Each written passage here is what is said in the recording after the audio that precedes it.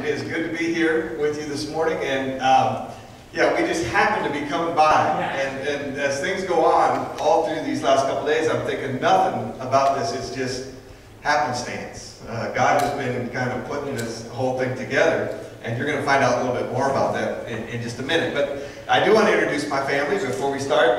You heard from Tracy already, and she's going to come up and help me with some songs a little bit later. But then I got my kids. Why don't you guys stand up? Jake in the red shirt there. Jake is 16, and he'll be going to start his junior year in Quito, Ecuador, as soon as we get back. Nick is 14. He'll be starting high school, 9th grade. And Lydia is 9, and she'll be left at home with us. It's boys, so we'll have to move away to go to school. And Jake has already been going to school in Quito for a couple of years, and Lydia will be staying with us at the Nate Saint School there in Shell, Ecuador.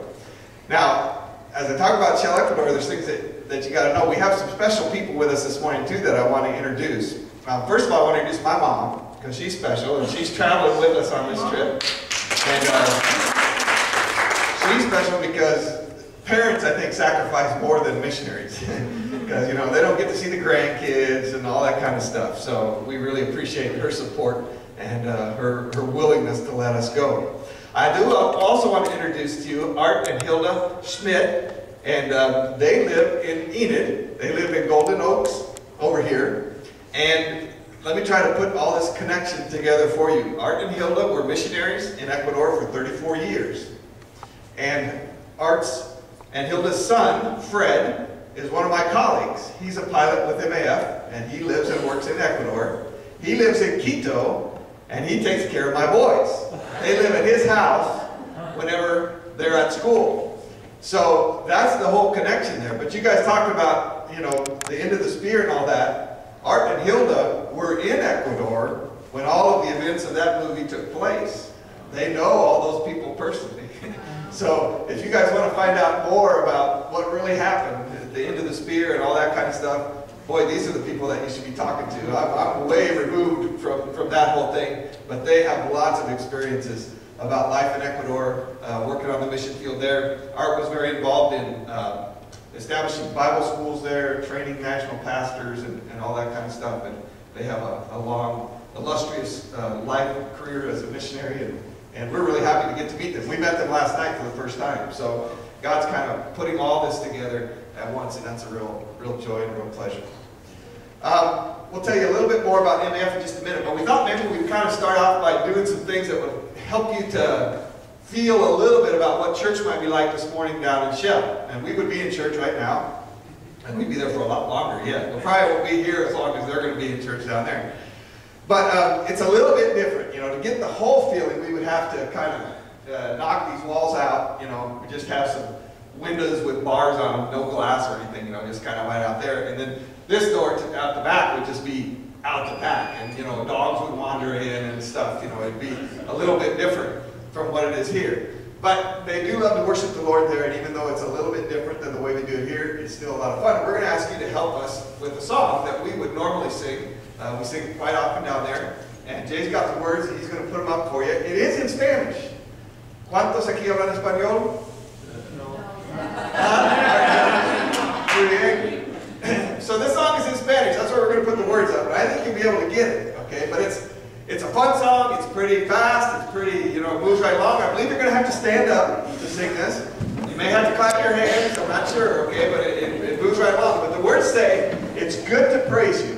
Bueno es alabarte, Señor." It's good to praise the Lord. And the second part says, because His works are great. And that is definitely true. So join us with this song. We'll see if we can do it.